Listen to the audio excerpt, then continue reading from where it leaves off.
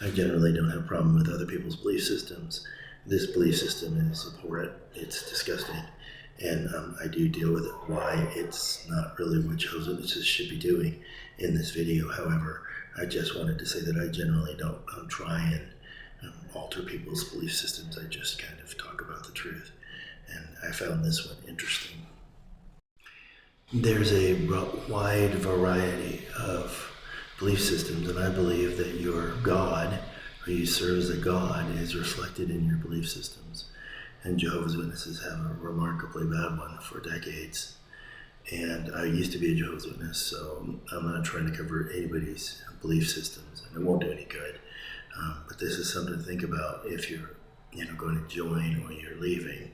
This one issue should have been something that you, or hopefully it will be something that will help you heal in leaving a cult. And so that's why I'm posting this. But it was by an article that came to my emails about Jehovah's Witnesses, and it was published by this answer given to the question about transfusions, blood transfusions. This answer was obviously done by a professional writer, probably by the organization itself. It's fluffy, it's warm, it's friendly wording, but on the other hand, it is it's covering up murder. So we'll go ahead and play the rest of it. Thank you. So it talks about how they're very careful to make sure that there's alternatives to blood transfusion and they're healthier for you, and so they care about their families. Well, one of the answers was interesting. It says, you have an interesting perspective.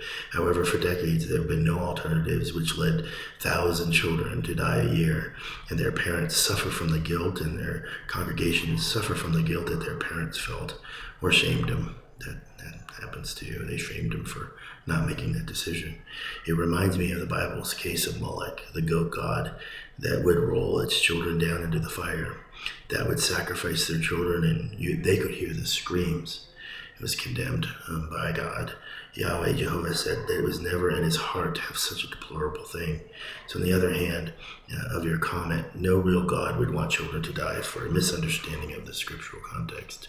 You read the whole scripture, and when you read it, you're going to learn that it's talking about sacrificing to animals. And what they did was they would strangle them, or they would use their blood for things. And it was trying to keep the Christians from basically those kind of worship ceremonies or eating that kind of food. I asked a Jewish woman, why don't you do it? That's your shtick. Why don't you do blood transfusion and not do blood transfusions? And her answer was because, it was funny, she said, because we're not assholes. But what she also said is that the first law in the Bible, the first one that you can find, is thou shalt not murder. Don't murder. And so if you're a religious organization and you're murdering your children for basically a religious thing, then your God is puny. So that's what she basically said, and I agree with that. If you have to murder your children to follow your God, there's something wrong with your God. I just wanted to put in a picture of Molech. This is from Wikipedia, and it's a pretty good description of what they were worshiping.